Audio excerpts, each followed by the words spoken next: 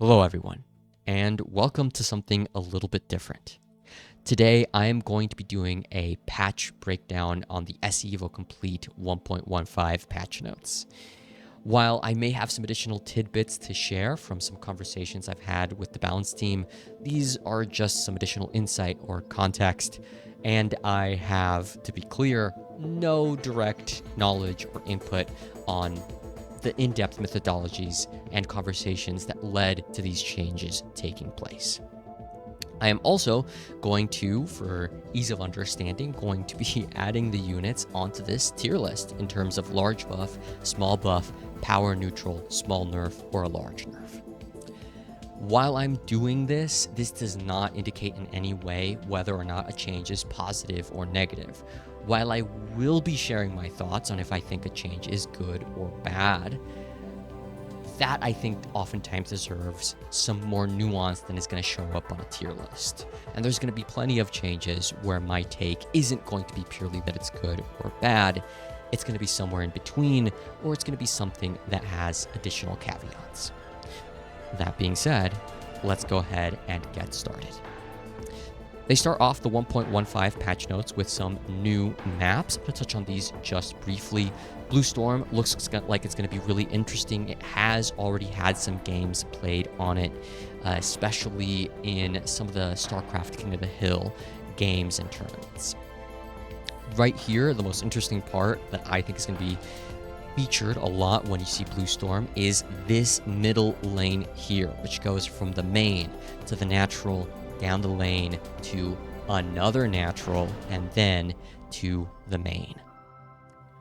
Our point is going to be interesting as well for having these 4 island maps in the middle and unbuildable terrain in the middle in this ninja star shape as well. Death Valley is probably my favorite of the ones that are being introduced here. It has this top, more cordoned off area, and down here it has these 2 lanes where there is going to be a lot more movement. This is going to create some really different feeling games on this single map. It also features 2 assimilator gates here, neutral, that you can knock down, locking your opponent away from using ground units here without any kind of Nidus or draw play. And Arkanoid is going to make Light VIP from Cranky Ducklings very happy, as it is a pseudo-island map with a bunch of rocks locking you in and out of, well, respectively your base and your opponent's base. With that, let's get into the balance changes, the actual meat of the patch. As we take a look here, one of the first things they note is that this is a big one, which is one of the reasons I wanted to dive into this one. Some of the major things that they're going to be focusing on is the Terran play has been very strong recently. Especially, I think, Brood War, but also StarCraft 2. There have been successive nerfs to bio play, and I think those are probably going to continue. Zerg players have been basically never playing Brood War, and this is something that I think they are very interested in changing, and that they see as kind of a failure. Zerg players are basically only choosing and playing Brood War when they have to, rather than never choosing it. Protoss players are outright abandoning, they say, parts of the Brood War tech tree. This I'm a little less certain about. I don't think that I have seen a broad kind of shift away from any particular type or any particular level of the Protoss Brood War tech tree.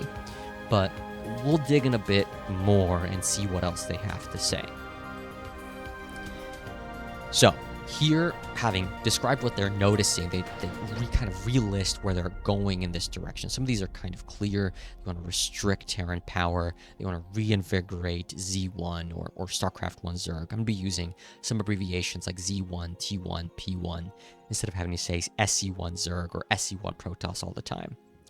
They also want to unlock a greater degree of access, although, again, I haven't seen any one part completely shunted away from. I think we have seen very little late game Protoss play, and in general, maybe we aren't seeing enough late game play out of Zerg and Protoss in this mod. But in terms of the tech tree itself, I feel like if anything, we're getting more of these branches used more. Here they do make some more notes. Storm is maybe too reactable or is maybe feeling too cumbersome. Similarly, Reaver and Shuttle Reaver play especially is having a similar issue. I will say that I have seen specific players abandon some parts of the tech tree for these reasons. We've seen complaints by players such as DeWalt, who find some of these aspects, in DeWalt's case, Reaver play, to be too cumbersome. And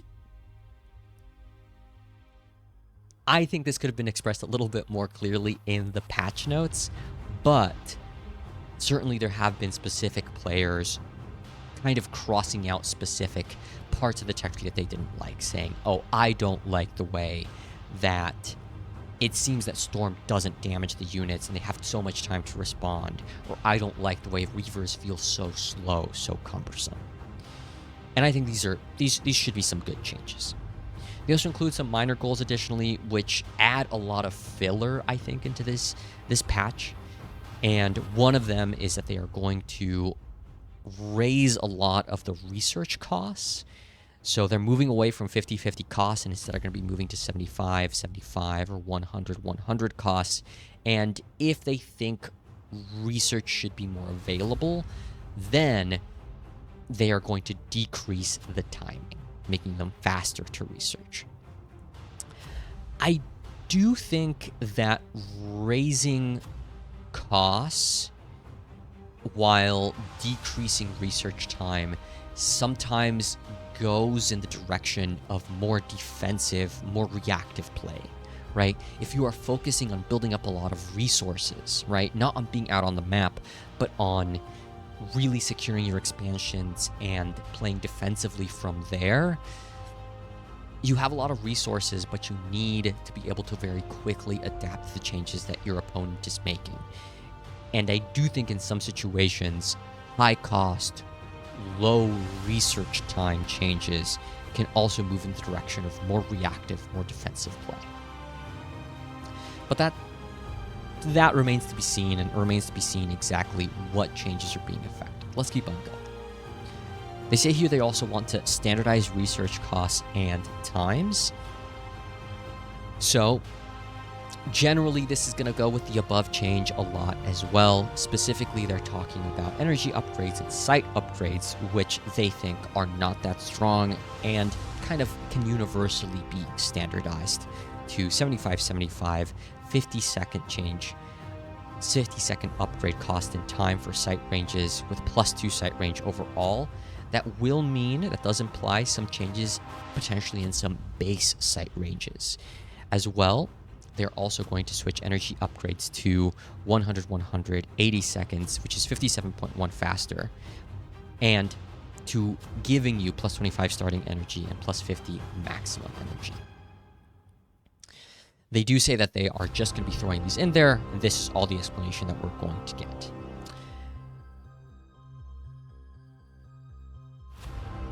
I think these standardizations are generally good, and I think we can see how it plays out. Most of these changes, I think, aren't going to be huge. If they are, we'll evaluate them on a case-by-case basis. They also want to resolve inconsistencies between Brood War and StarCraft 2 races where appropriate. I did have a conversation with some members on the team, and my understanding that I came away with from that is that this is something that is meant to address some changes or some balance situations where they are kind of intuitively meant to go in a certain way, in a certain direction with StarCraft 2 races. And when you port over the Brood War races and you don't make some of these automatic adjustments, Brood War races end up weak in ways that are not expected by the players. One example of this could be Overlord Pillars and Overlord Sight Range, which we touched on earlier. This is in a way related to that change. Brood War Overlord did have a lower sight range than StarCraft 2 Overlord, and this causes, I think, some unforeseen balance changes. So they're kind of merging those two together so that these balance changes can can be more expected by the players. They are also going to change the scanner sweep ability so that it will be able to be used at the CC whenever that is or has an attached comm station. Gone are the days when Terran players will need to bind ComSat stations separately. This change, definitely you can see how it's related to the prior one. They are merging these two mechanics together. It is a little different from my perspective. I think it's admissible as a quality of life change. It is definitely a bigger change than the prior one.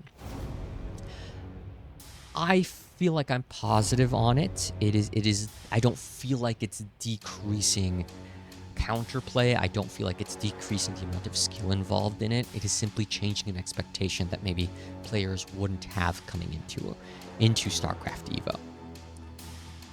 I did confirm as well, speaking with one of the folks that is involved with balance changes, that you will still be able to use the ability from the ComSat station. So this is less of a move and rather an addition, which it does say here. And here we get into one of the big changes. We have yet to get into any of the unit changes. Here we have the general change of adding an indicator. When you play a 1v1 game on 4 spawn StarCraft EVO complete maps, the minimap will now display a ping at the cross spawn and one randomly chosen adjacent spawn at the start of the game. The opponent is guaranteed to be located at one of the pinged spawns. The pings will last for 21 seconds regardless of game speed setting. 2 spawn and 3 spawn maps are unaffected. They then go into some of their thought process on how this change is being thought of, why the change they think of is necessary, right? And so basically the biggest issues that they're talking about here is how it creates a lot of inconsistency where, and especially for players that are unable to scout enemy locations in time to see cheese and all-ins. In talking with some members that are working on the balance team, I definitely could see that they have a lot of discussions about how this change is going to be affecting guaranteed cheese versus guaranteed scouting against the cheese. And you can see that they have a really deep kind of consideration for how this change is going to affect the game. It's going to affect starting decision making for players. That being said, as someone that is not on the balance team, I'm just going to be 100% honest and say that I prefer it when the mod tries to stay between the bounds of, on one hand, what is possible to do in StarCraft 1 in Brood War, on the other hand, what is possible to do in StarCraft 2, and lastly, what you might be able to expect from a combination of the two games, right? There are some things that you would expect that Zerg, for example, a StarCraft 1 Zerg Queen might be able to infest a StarCraft 2 command center, right? This is clearly not something that is in StarCraft 2, but that you would expect to be the case when you bring the two games together, right? And I think that was an excellent change made by the Project Caprulu team who is behind StarCraft EVO. And that was debated as potentially being maybe even too much. Now, that being said, this is a change that I think goes outside of those bounds, and so it's a change that I personally would not have been comfortable making. That being said, that's my understanding of the changes, that's my understanding of the boundaries of where I would personally be most comfortable with the mod staying. And listening to some members that are working on balance on the team, I can tell that they have thought a lot about the balance and have thought a lot about how or why this may be necessary. That being said, I suppose all we can do is kind of keep an eye on things, see how people react to it, see how players react to it, see how the audience reacts to it, and hope for the best. I certainly respect a lot of the decisions made by the Balance team, and have thought that by and large they've done a wonderful job addressing both long-standing issues in the mod and also addressing changes that need to be made on a short-term basis in a hotfix patch. That being said, let's go ahead and move on to the actual unit changes. Here we have the Terran changes, and also, of course, some building changes. Here we have a big change. They are increasing Academy build time, moving in normal speed from 40.5 to 60 seconds and faster free speed from 28.9 to 42.9 seconds. So this is a big change, right? This is moving up by 14 seconds here. And they are also kind of to balance out this change here, they are decreasing Stimpack research time, which did get increased in another recent patch, right? So, but if you take a look here, this is a 7-second decrease, right? But since Stimpack is on the Academy, Stimpack research is on the Academy, this is still a net subsequent additional 7-second nerf onto the prior nerfs that were taking place in the past. Now, while Marines are not going to be noted here, I do think that this 7-second Stimpack nerf is going to be our very first nerf to be noted. I think this 7-second Stimpack research time nerf to Marines, I'm going to put it down as a small nerf, not necessarily because it is inherently a small nerf. I think if this was a smaller patch, we might put this in big nerf, but relative to all the changes that we are going to be seeing here, I think this is a smaller nerf. For example, fire bats. Fire bats are going to be affected both by the Stimpack research time nerf, as well as this change that is happening here. The current issue that they're facing right now is that fire bats are absolutely obliterating, melting instantly Zerglings and Banelings. And so this is oftentimes an issue when you have big AoE abilities, and Firebats aren't even huge AoE, but they are perhaps overtuned. And this is also a change that is moving the Firebat in the direction of Brood War, where it is being locked in place while attacking.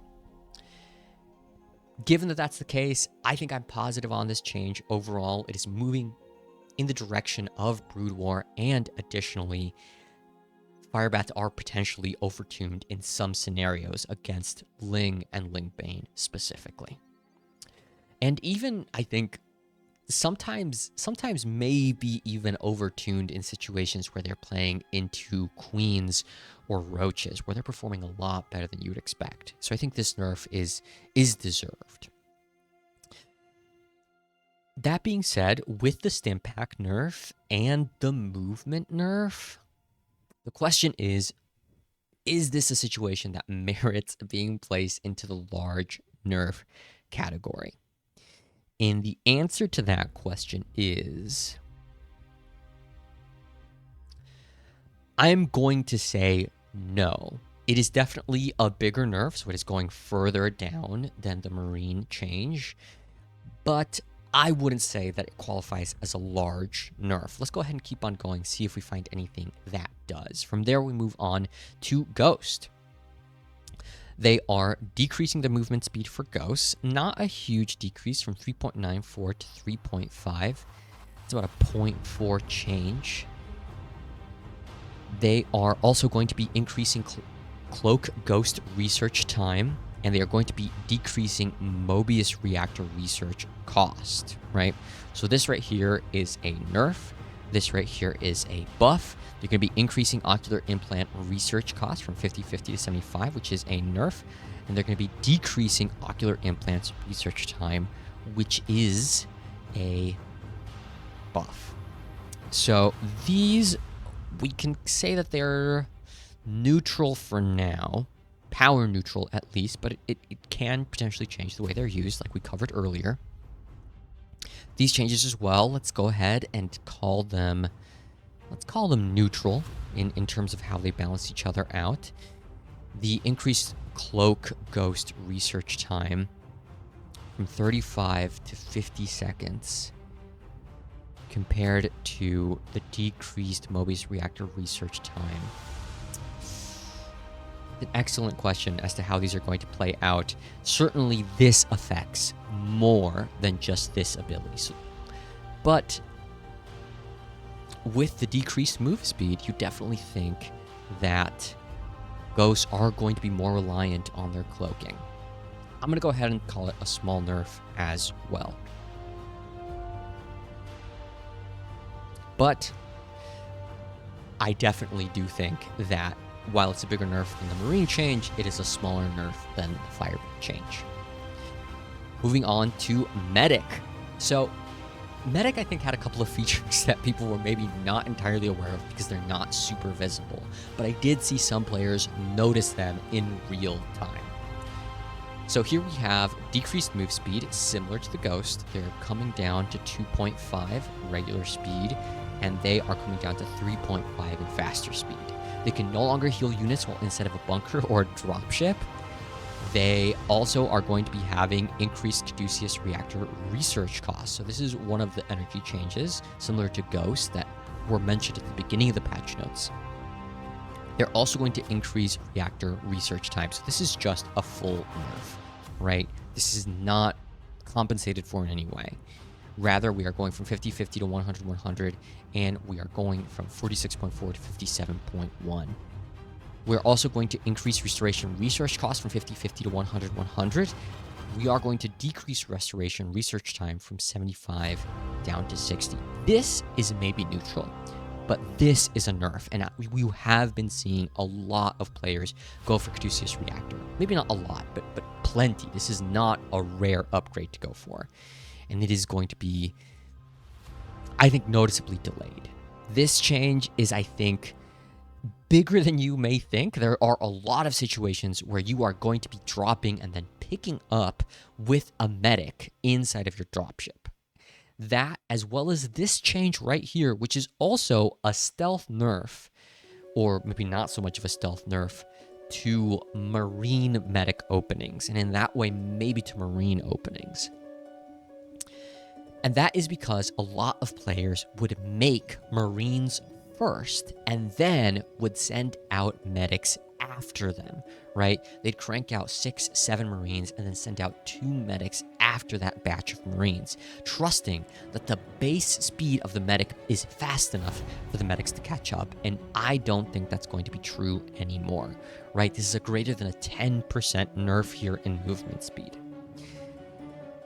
So we'll have to see how these builds change, how these builds adapt. I definitely think it'll still be viable to use, but it's going to be different. It's going to be different, and it's not going to hit anywhere near as fast. There's going to be additional considerations. And if it does hit as fast, I think you're going to need to put out 1 or 2 less Marines to get your medics there simultaneously out. And that will either weaken the push or significantly delay the push. Not hugely, but noticeably. And I think this may be, if you count the stealth nerf, which I think not all players were maybe trying to use on purpose, but was certainly present, this is our first large nerf. Although, I don't think it's a huge large nerf.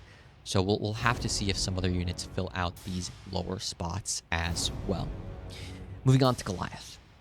So Goliath here, the model is being increased by 12.5%. Its increased radius is also going to go up to match from 0.75 to 0.875, right? So it's going up by more than 0.1, which might be actually an actual 12.5% change as well. Here we see that they are also going to decrease the anti-ground attack period, which means it's going to be attacking faster. This is a buff. They're also going to decrease the anti-air attack period, which is a buff. They're also going to increase Charon Booster anti-air attack range bonus from 2 to 3. So these are some big changes here, right? Especially in combination with each other, right? So these changes are maybe not huge, right? But in combination with this change, I think this is a large Goliath buff. Potentially. I think this is a large Goliath buff. I think it's either a large small buff or a small large buff. Let's go ahead and read what they have to say about why this change has happened. It says here the Goliath has been a unit that feels pathetic in small numbers, but overwhelming when amassed. I will say there are situations where 2 Goliaths are losing sometimes to, say, one of the ones that I remember most clearly is 2 Ravens. 2 Goliaths losing to 2 Ravens. Sometimes I think Goliaths are also losing to Void Rays in close situations. I did speak with one of the developers. Let's read a little more, but I'll chat about what he had to say. It says here, to help the Goliath better serve its early mid-game anti-air role in such compositions, we are increasing its anti-air weapon firing rate and anti-air range bonus from Charon boosters. One of the issues that I have with this is that Charon boosters, I don't think you often see players get them super early, unless it's maybe on an island map, and even then, I feel like you're actually not getting them super early. And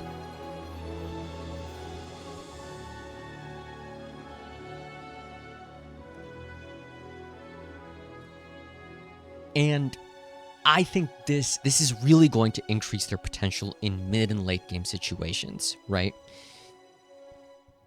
I don't think that this change is well aimed necessarily at being only an early game change. What they say here is that it has very strong scaling, but they want to buff its early game while nerfing its later stages, mass Goliath, very dense Goliath usage. And it's that I heard when I spoke to one of the developers that is working on the actual team. They were telling me that this change wants to decrease the power of late game, super dense Goliath formations, right? Where you just float or skim an air unit past them, and it just gets blown out of the sky instantly by 5-6 Goliaths just densely packed together. I'm actually a fan of the model size increase, the increased radius. Some other folks were saying that the Goliath is actually relatively close in size to where it is, or where it feels in Brood War. This isn't a huge change, it's only going up by 12.5%, but it is maybe already an appropriate size as compared to Brood War. But I do think that this change is going to be good, because while it's maybe going to be a little bigger than it looked like in Brood War, I also think that is going to help it to emulate some of the difficulties that you would have had using dense Goliath formations in Brood War. You really couldn't use dense Goliath Brood War formations. Or in Brood War, rather. The issue was that Goliaths were simply too clumsy, right? Whereas in StarCraft 2, the somewhat small size of the Goliath allows it to be used very cleanly, very easily. And I think this change is going to make it so that that amount of density does not equal into power that is unexpected or unplanned for coming from the Brood War side of things. That being said, I still remain uncertain about this Charon Booster's attack range bonus change. Going from +2 to +3, I think is a big change, right? That's a 50% bonus attack range change. And as you're looking at this, I think this undoes some of the changes later on in the game. I think this change, you're increasing kind of the clumsiness by 12.5%, but you're increasing the late game damage density ability by 50%, right? So I think this is going to be the change that they want early, but I'm not sure about later on in the game, right? I think it will still maybe stop their late game density from being a problem in terms of anti-ground attack, where they don't have any range upgrade, but I'm not so sure about the anti-air attack range late game. I think that's going to be quite strong, and I think it is a net buff and a large net buff overall, anti-air wise specifically. So let's go ahead and move Goliaths out there. Our first buff, our first net buff, our first large buff. Keeping on moving, here we have the dropship that is moving from 100 over 25 or 100 minerals, 25 gas, to 100 minerals, 50 gas. So it's going to be 25 gas more expensive. It is also getting its build time decreased from 27.1 to 25 seconds, which is just over 2 seconds time. So this is a very small change. I did hear that one of the Korean members of the community, I believe it was TOP or Killian, actually it might have been the STC, I believe it was the STC actually, say that this is a fine change because the dropship, which builds out of the starport, is more difficult to fit into your build, is more difficult to fit in because of the amount of time it takes, and because time in the starport is oftentimes very valuable, less so because of its mineral or gas cost. And so I think he looked at this and thought that although probably the gas change you imagine is a little bit bigger on its face, taking into account what the limiting factor is on the starport, you actually think of this as being a fine change. I'm going to say that this is neutral. So let's go ahead and get our dropship and put it out here into power neutral. Valkyrie is going from 250 down to 200 minerals, staying at 125 gas. Really short explanation here. Valk seems a little bit weak for its cost, but the combat capabilities look to be in a fine place. I would generally agree with this. I don't even know that the Valkyrie was that weak. I do know that sometimes there were situations where players knew they needed to get out Valkyries, were trying to get out Valkyries, and simply could only get out one at a time. So maybe, I think this is a change. This is a small change. It's a small change in the right direction. I don't know that it is necessarily the change that is going to have the most impact with the problem that was being had, or the problem that I was seeing. But maybe it could, maybe it will. Or maybe this is another situation where build time is more impactful than cost. So if I had to imagine, I would say that that's the case. But for now, let's go ahead and say that this is a small buff. Absolutely a rather small buff. But not inconsequential, not unmeaningful. Let's go ahead and keep going. Onto a bigger change, the battle cruiser. It's going to have increased attack damage going from 27 to 36, and it's going to have an increased attack period, which is to say it's going to attack slower, right? So this is a buff, this is a nerf, right? It's going to be moving from 27 damage up to 36 damage. It's going to be moving from 0.8 attacks, basically, yeah, it is going to be moving from having a delay of 0.8 to a delay of 1.2. It is also going to be having an increased cost, going from 375, 275 back to its original cost of 400, 300. They are also going to be adjusting Yamato gun base damage from 180 to 195, and the damage versus armor is going from 240 up to its original value of 260. They are also going to increase the Yamato gun energy cost from 100 to 125. So this is a really mixed bag here. They're also going to decrease Colossus Reactor research cost from 150 to 100, 100, right? So this is unquestionably a good buff, a sizable buff. This right here, but not necessarily one easy to get to. This one right here is a sizable nerf, right? they have her some explanations. So let's go ahead and read some of those explanations. It says here, the battlecruiser no longer requires a slight cost reduction to encourage its use. I'm not 100% certain that's going to be the case. We were seeing some of it, but I wouldn't say we were seeing a lot of it. And we are getting some big changes here, right? I think the argument is going to be that these are net buffs, and I don't entirely disagree, but I don't know that I would say that in the past it no longer requires the slight cost reduction, right? It was seeing play, but it was seeing play, I think, in part due to that cost reduction enabling it. It goes on to say, the attack damage and period changes aim to reduce its fire rate to match the battlecruiser's weapon in Brood War, while maintaining the overall combat power of this incarnation of the battlecruiser.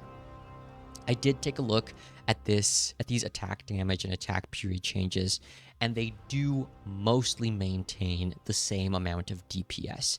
However, you have to note that this 36 damage is going to be a lot better into armored targets, right? Which is to say targets that have stacks of armor, right? Stacks of the actual stat of armor, not units tagged armored. It says here, while its over DPS is slightly reduced and the potential of damage wasted via overkill is higher, it also increases the distance the battlecruiser can move between attacks, allowing for more efficient kiting maneuvers. Yamato Gun's energy cost has been increased back to 125 since the cost of 100 energy allows for storing 2 charges of Yamato Gun without researching Colossus Reactor, effectively rendering this upgrade useless. This problem is unwanted since it arises from lowering the energy cost greatly from its value of 150 in Brood War. Lastly, Yamato Gun's damage has been increased back to 260. While we previously wanted to avoid Void Rays dying in one use of Yamato Gun, a maximum of 240 damage means StarCraft 2 Ultralisks can survive 2 uses of Yamato Gun. Since the battlecruiser is one of the only units in the Terran arsenal equipped to deal with Ultralisks, we decided to prioritize this interaction instead. I think if you've been looking at T1, which is to say StarCraft 1 Terran, fight against StarCraft 2 Zerg, you know that things felt so hopeless the minute that Ultralisks came out, especially since the Science Vessel Irradiate nerfs, right? It used to be that those things would cook even through Ultralisks, and now it just doesn't feel that way, right? Now it feels like you put Irradiate on the Ultralisks, and sure, it'll do a sizable amount of damage eventually, but in that time, it will close with your units, right? And if you have any bio, it's doing more damage to you, it feels like, to all of your many units that it's being exposed to than it is to the Zerg, right? Because the Zerg is splitting. The Zerg is moving his Lings, his Banelings away from the Ultra, right? Or it's splitting up its Ultras. I think this is a much, much needed change. I can definitely see the reasoning behind the Yamato Gun energy costs changes, and I think it's really good that they come accompanied with a Colossus Reactor change. I still think that you are going to get out your base, you know, just your no upgrades battlecruiser, and I think you're going to have a little bit of a tough time, right? I think you're going to have a tough time getting to your first use of Yamato Gun, right? At the same time, this change right here is probably going to be net positive versus Ultralisks, right? Actually, I'm going to go ahead. I had said I wasn't going to do any edits for this video. I'm actually going to do a little bit of editing, a little bit of movie magic, and double check if this raises the DPS of battlecruisers versus Ultralisks, and if so, by how much. My gut instinct is that they do, but I haven't checked the numbers. And we are back. All right, so that didn't take quite as long as I was afraid it would. Still took a minute because I decided to do shots to kill. Let's take a look at the math here and at a little bit of bad news.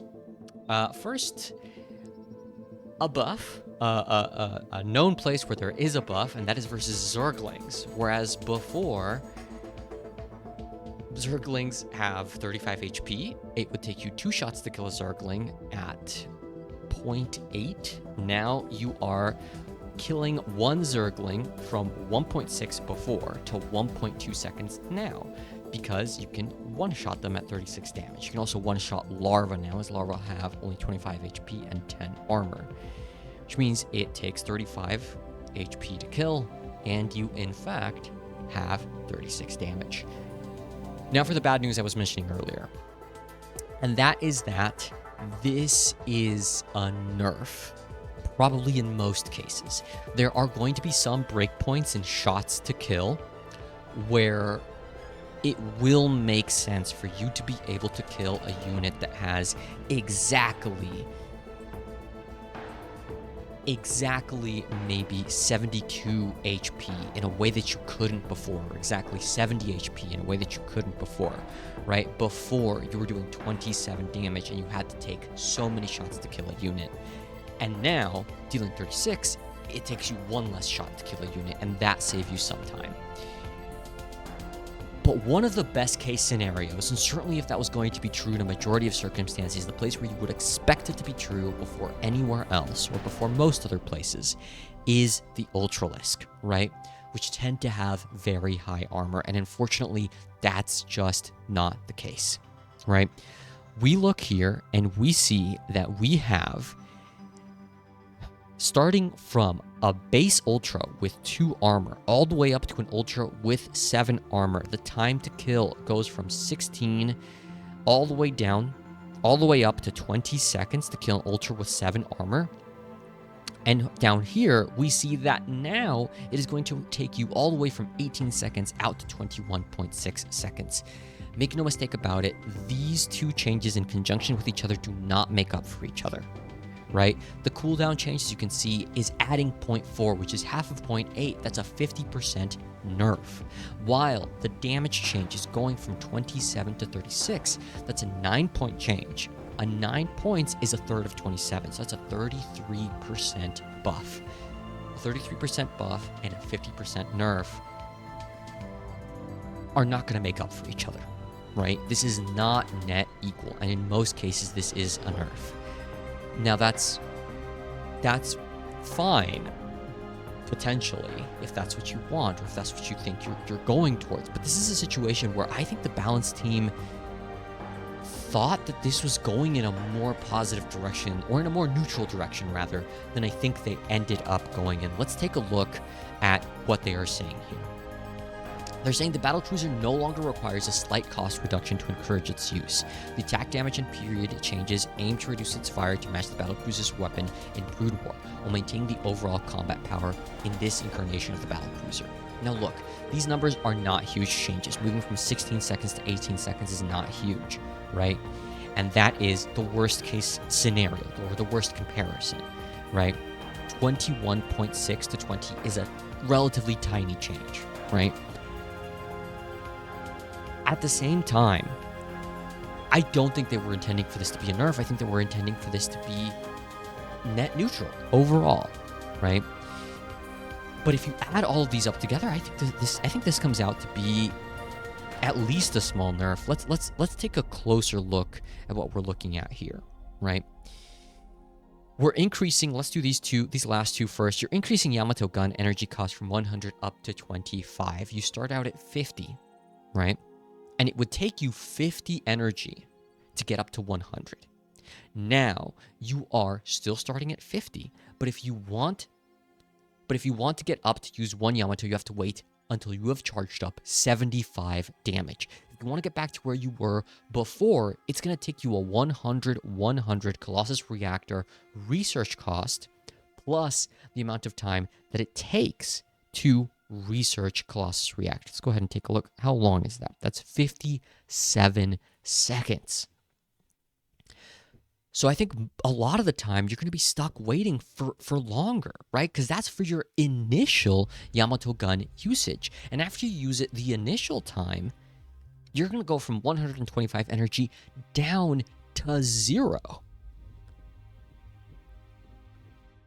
This is a notable nerf as far as Yamato usage. Yes, it is going to be stronger versus Ultra specifically, where you're now going to be able to two-shot Ultras. Let's be real, you're almost never going to have, even if you get the Colossus Reactor upgrade, you're almost never going to have a full 2 shots ready to go, a full 250 energy. And then if you take a look at the rest of this, right, you take a look at the increased cost, you take a look at the net nerf in DPS,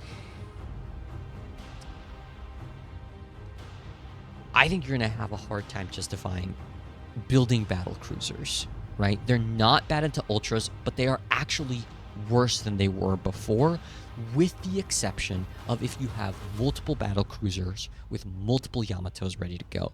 And you're going to need these suckers early, right? You're going to need these suckers. You're going to need to scout the ultras while they're building. And maybe even then, it's going to be a damn close call for you to...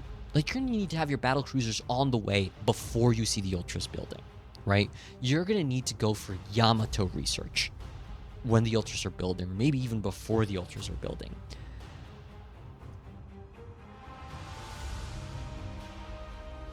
I think the attack period nerf is just a little too significant.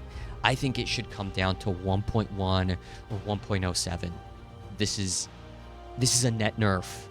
And I'm not sure it's a huge nerf, but Battlecruiser is already a unit that was usually, in some situations, was a B tier unit, but in most situations, I think it was a C tier unit.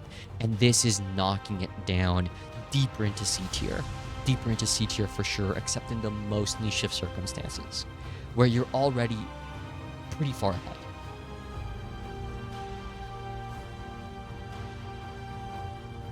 I think this was missing out on a little bit of a further evaluation. I have to say. Let's go ahead and put Battlecruiser up on the map. You know, I'm gonna say it's a small nerf, but it's a large small nerf, right? And if it was a unit in a better position, if it was a unit in A tier and it was moving down to B tier, right? You might say that that's acceptable, that's a fine cost to bear, but this is not that situation, right? This is not the case. Let's go ahead and keep going. On to Zerg. Here we have the drone. Drone pulls are extremely common in Zerg right now, especially for Z1, StarCraft 1 Zerg. What we have here is going from 1.5 to 1.54. This is an attempt just to see a lot less drone pulls, despite the fact that Zerglings are getting buffed, which it says here. This is totally fine. I think you do worry a little bit about some of the other situations, some of the situations potentially where you're trying to defend against 3 racks from T2, from a StarCraft 2 Terran, which are not uncommon already into StarCraft 1 Zerg.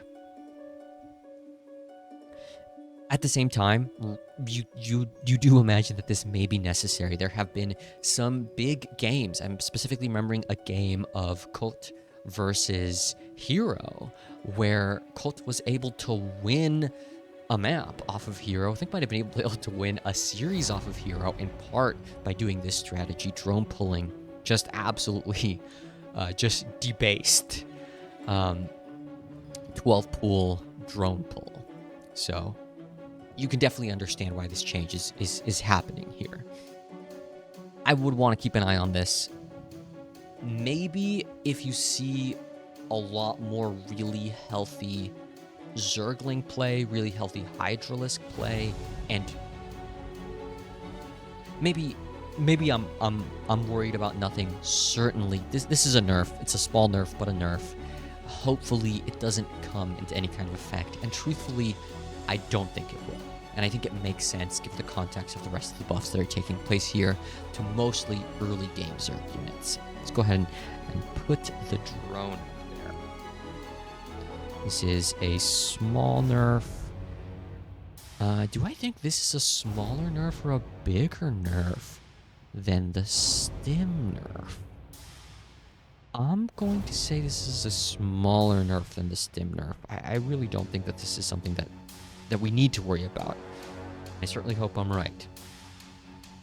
Zergling here is going from 0.6 down to 0.57 regular speed, and in faster speed is going from 0.429 down to 0.407. Not a huge change, right?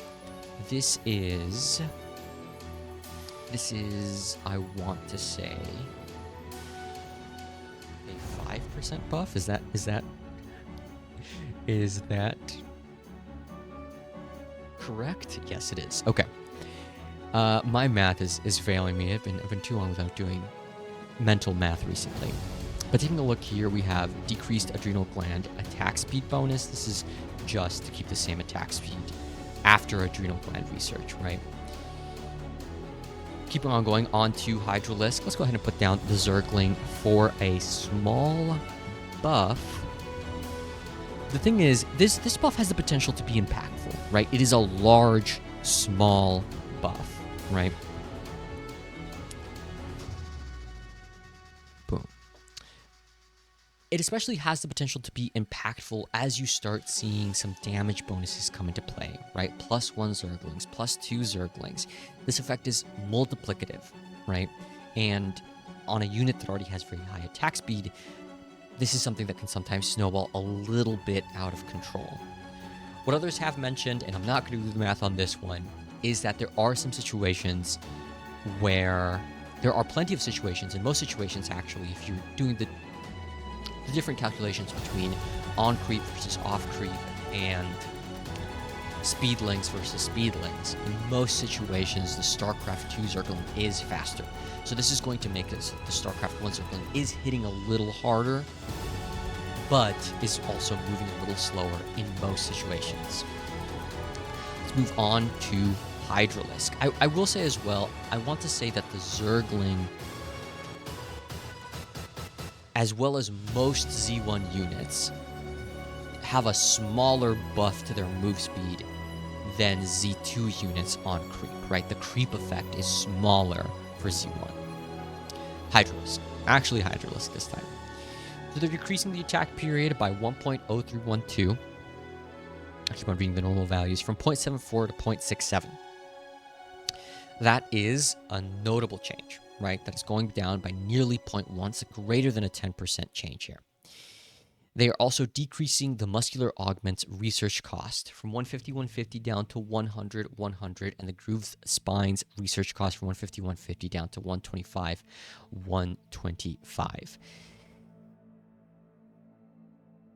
That's exactly, I just did the math. It's exactly a 0.7 change. I just realized that it's a 10% buff.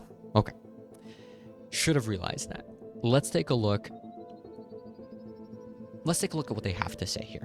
They're saying here that Brood War Zerg's lack of strength stems entirely from core units, the Zergling and the Hydralisk.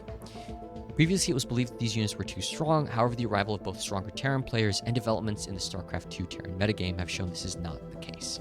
In particular, Hydralisk has to fulfill many roles in the early game, and its weakness has once again led to an inability for Brood War Zerg players to come out even in standard/early game map mid-game interactions, as well as Hellion, Hellbat, Thor Liberator, or Glaive Adept-based timings and all-ins. Some top Zerg players report that they often feel all-in on Hydralisk even once reaching the mid-game, and do not have the resources to spare on additional base or hive technology. Since no other true levers exist for adjusting Brood War Zerg's early game strength, we are reverting prior nerfs to the Zergling and Hydralisk attack periods. In addition, we are easing the mid-game transition by making the Hydralisk's upgrades cheaper. These should drastically improve Zerg's overall combat effectiveness. I do like these changes. I do think that people are really noting here both that T1 is maybe a little overtuned, is maybe a little overpowered, even after the changes that have been made to it, the nerfs that have come into it. And at the same time, the absence of Z1 is maybe due to a weakness in their play and an inability to enter the mid game. I personally would probably favor lurker buffs over specifically the later Hydralisk changes, right? Because Mass Hydralisk was already somewhat viable, and I think this 10% buff to their attack speed is really going to be rather notable. I think this is already going to smooth out their early game, allow them to arrive to the mid game in a stronger position. And if you arrive to the mid game with a stronger position, Hydralisk damage density is already quite good. And so I end up feeling like these research costs, both for move speed and for range, are going to be a little overwhelming in the mid game. And I'm afraid that this is going to allow them to overwhelm defensive positions in a way that is maybe not 100% appropriate.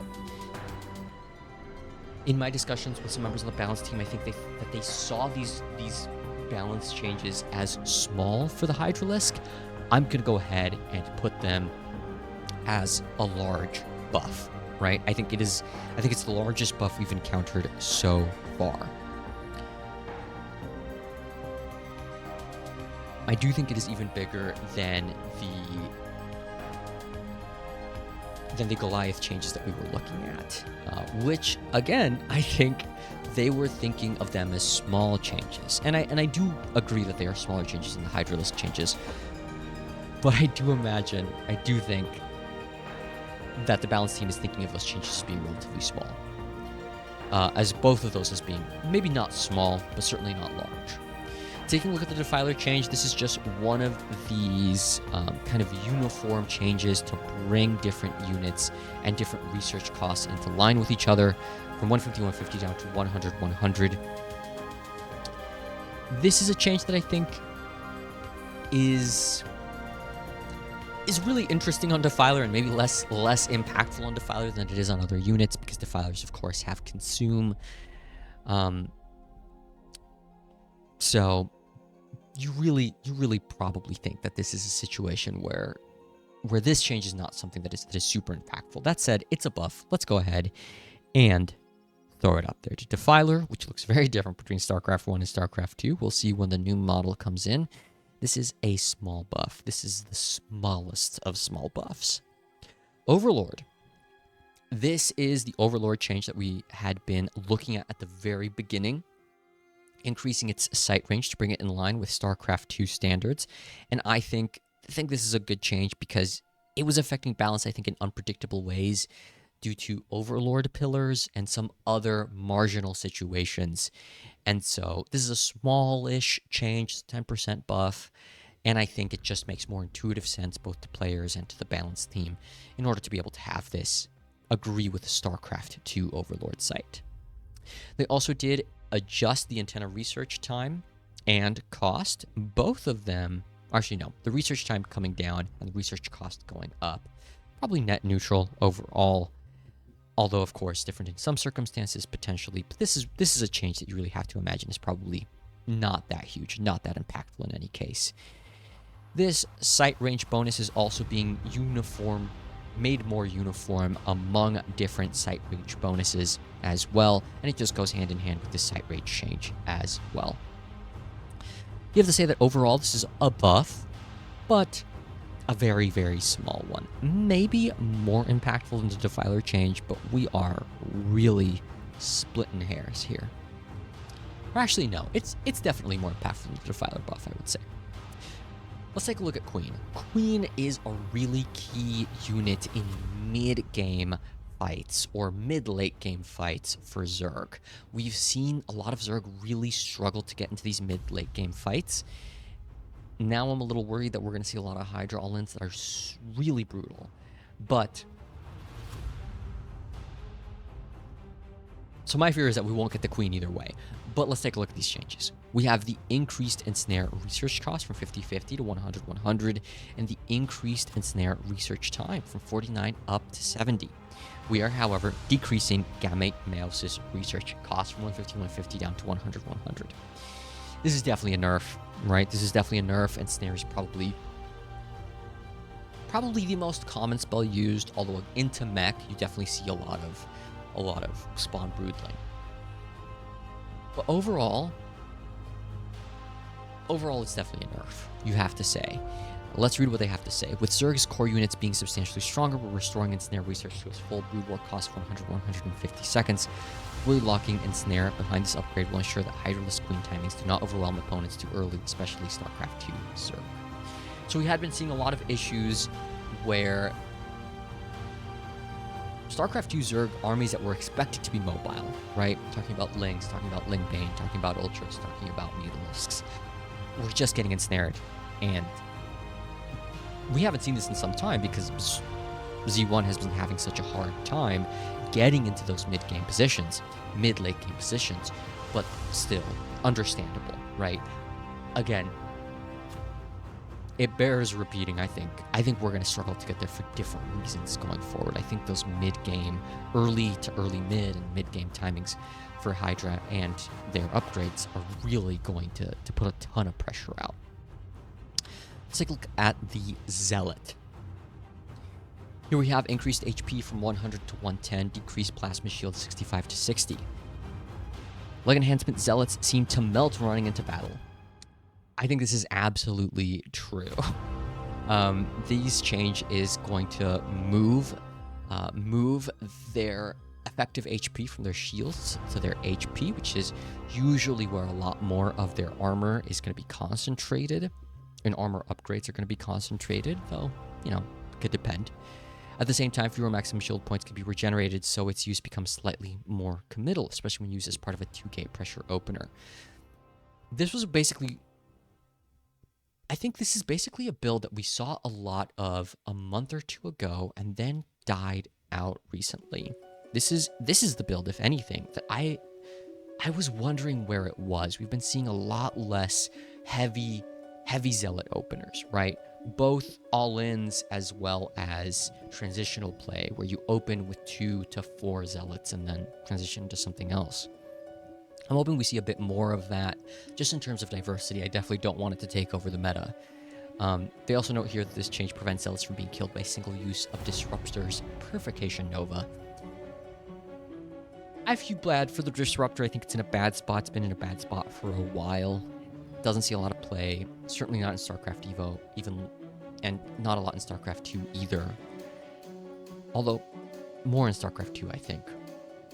But that's maybe not something to address here. That is maybe something that is in a bad spot due to changes by the Balance Council and other prior iterations of the Disruptor, which haven't always been healthy for the game.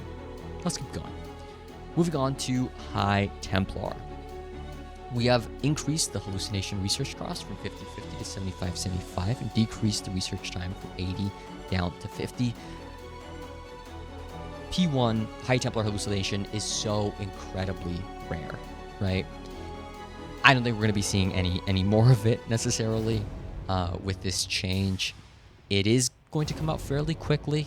It is not terribly expensive, but certainly I don't think it's going to encourage its use. Going forward, we have decreased Psionic Storm initial delay. So this is delay between the first frame of the Psionic Storm animation and the first instance of damage inflicted. I'm glad they wrote it out. I would not have instantly known what they meant.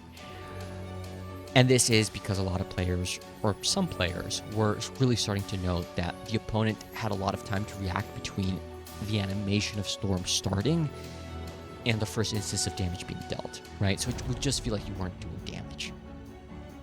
The Reaver has been causing a ton of issues for a lot of players, even players coming from Brood War that expect some sluggishness out of the Reaver rather,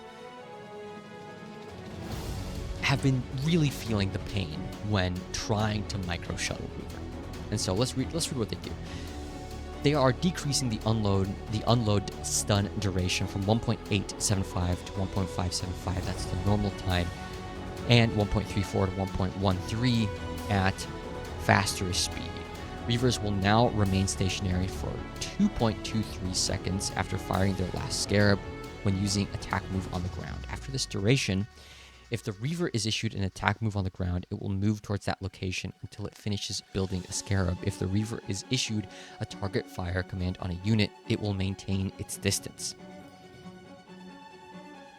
So, this is a different change. This is a different issue that Reavers were oftentimes firing a Scarab and then moving towards their enemy, right? Moving towards the opponent. Both of these changes, I think, were very frustrating for players, and I'm glad to be seeing them addressed. Really great quality of life. I don't think these are going to have too big impacts in the meta or in the play, except to make it much more usable. In patch 1.13, the Reaver was changed so it no longer turns to fire targets during its unload stun. While this matches his behavior from Boot 1, many players reported to us the additional delay introduced by Reaver having to turn made Reaver shuttle drop play feel awkward. This decrease to the stun duration negates that delay in even the worst case scenario, where the Reaver has to turn 180 degrees. This should make shuttle Reaver play feel smoother. And we forgot to do some of the tier list, so let's go ahead and do that now. The Zealot, definitely a buff. Where are you? Down here. This is a small buff, but not no buff, right? Let's put it here. After that, we have High Templar. I think, given how little they were using hallucination already, I think this could be a tiny buff, right? So this is a very, very small buff here. Let's see, where are you? High Templar. I'm going to move you up here. We'll put you even ahead of Overlord. These two are interchangeable. These two are basically in the same place. Maybe even... I'm not gonna take my time to think about it. I'm just keep moving. And then the Reaver change. Let's go ahead and take a look. Our boy, little slug boy here, the Reaver. This is a small buff, but I think it's even, and mostly a quality of life change, but I think it's even a little bigger than this quality of life change. These quality of life changes, really. Onto the Observer. Increased gravitic booster research time. These are all research adjustments, so these are mostly just going to be neutral. Let's go ahead and keep on taking a look here. 50-50 to 100-100, and then 57.1 to 42.9, so it's faster, but it's going to take more cost. We have the sensor array research cost, so I believe this is speed. I believe this is vision, up to 75, and from going down from 64.3 to 35.7. So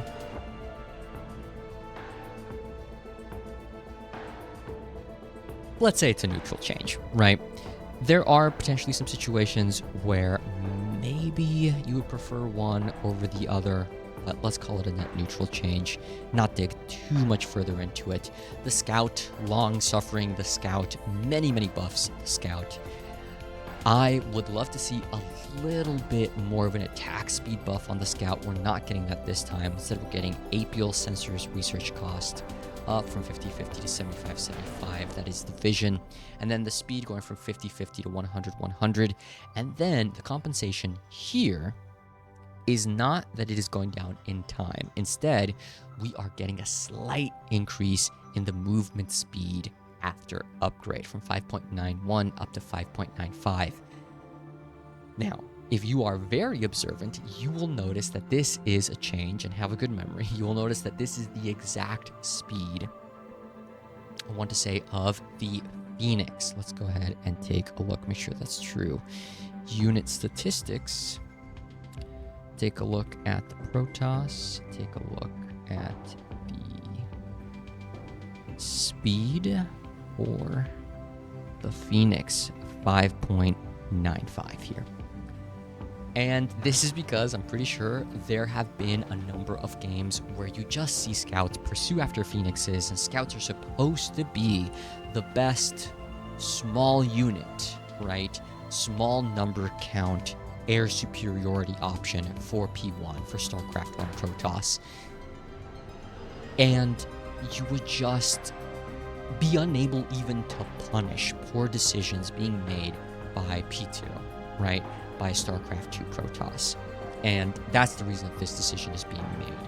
Now, as you move and transition from scouts to Corsairs, Corsairs rule the air, right? Corsairs are absolutely in control, right? Because it doesn't take them a lot of time to punish bad decision making, right? The minute you get within range of them, the minute you get within 5+ Corsairs, you're dead within seconds, right? You are dead within 3 seconds, 4 seconds. Say goodbye to whatever air army you have at the time. Here we also have, let's go ahead and put the scout out here. This is a very small buff. In some situations, it's going to feel very noticeable. In some situations, it is not going to be noticeable at all. We're going to put this here because of how niche the situation is, right? It's one matchup, one unit where I think it's really going to be noticeable and not so much outside of that. And then let's go ahead and move on to the Corsair. Corsair, this is of course a tiny little nerf. Well, maybe not so tiny. But certainly not a huge nerf. You don't see Disruption Web a lot out of Corsairs. You would wish to see more of it. I think this is still usable at 100-100. This is still worth getting at 100-100. I think the biggest reason why you don't get it is because when you're pumping out carriers, you're just focused on carrier production. I think you should have Corsairs in that case. You should always have, I think, some Corsairs with your carrier if you can afford it. And I think scouts are too weak for mass scout Corsair to be a super strong option.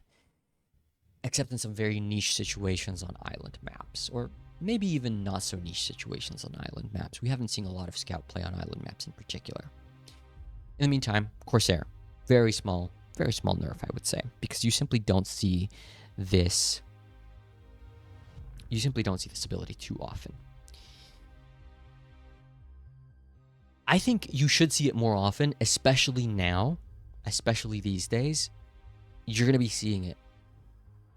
Not very much, which is continued from what it is now, but maybe with better reason. So here we are going to put it, let's say it's less consequential than the Stimpack nerf, actually.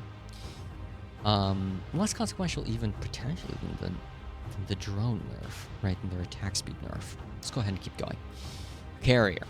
Here we have decreased carrier research cost from carrier capacity research cost. So you had so many incidences, and that's what they're going to say here, that carriers would be made. You'd have 2-3 carriers, and they would just have 4 interceptors. They'd just be able to do absolutely nothing. And so this is just an across-the-board buff to how easy it is to get this carrier capacity research from 200 down to 100, and then from research time going from 64.3 down to 57.1. I think this deserved. You had so many games where the best move was probably to go into carrier, but then the carriers were just so wanting, right? And we're not matching up with player expectations. I think this is a good change. I think this is a needed change. And so let's go ahead and slot carriers. And this research is, unlike a lot of the rest of them, used all the time. I think this is a large buff for sure. Is it a larger buff than Goliath? I would say so. Is it a larger buff than Hydra's? I think not. I think the Hydra's change are really big. I may be wrong. I think Hydra's are going to hit. They're going to hit hard. Here we have Arbiter. We have decreased Kaidaran core research cost. This is the energy. And the increased stasis field cast range from 8 to 9. Increased stasis field effect duration from 30 to 46. Or from 21.4 to 32.9 in faster speed. And it says that this is to revert some earlier reactionary adjustments. I think this is good. We've been seeing very, very limited Arbiter usage recently. In part, I think because we've been seeing a lot less late game Protoss usage generally. Hopefully this means that we're going to be seeing some more Arbiter. It's not that we've seen none. Certainly it's not as absent as Z1 late game usage. But hopefully, I'm hoping that some of these changes mean that we're going to see some more late game usage outside of Protoss. There isn't anything in here that makes me think that that's necessarily going to be the case, unless the Zealot change comes through in such a way that it's not oppressive in the early game, but does a good job of allowing for more, just a smoother ramp from early to mid to late game. And I hope that's the case, but that's not, it's not that that couldn't happen. It's not that it's unlikely to happen. It just doesn't do that on its face. Taking a look here at the Arbiter.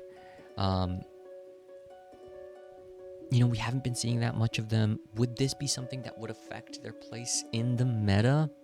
Potentially. Easier stasis field usage, really good stasis field usage, the additional range, the additional duration.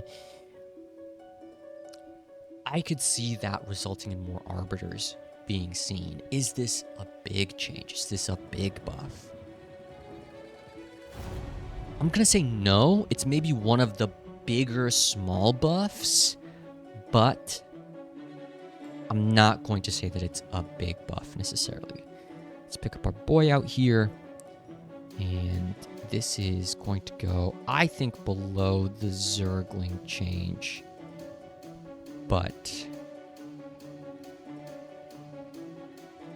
I think this is going to go below the Zergling change, but above any of the rest of these changes, which most of the rest of which are much smaller by comparison. And that, I want to say, is all, aside from some bug fixes. This one right here is interesting. ComSat station, scanner sweep, and orbital command. Scanner sweep will now attempt to use either ability when both are selected. This is going to help some people maybe in team games potentially. Or maybe these, I'm not sure if I'm 100% understanding if this is maybe like a hotkey change, but that was one that stood out to me. There's also fixing some issues with Reavers without Scarabs planning to engage targets that attack them. This is related to the above change. A lot of these I think are kind of related here to some of the above issues, or are relatively small. This one was not small, and I'm glad to see it addressed. Fixing the issue where concussive weapons did not deal the correct amount of damage to plasma shields. Glad to see that change. Glad to see that bug fix come through. And that, ladies and gentlemen, has been patch 1.15. Thank you for joining me.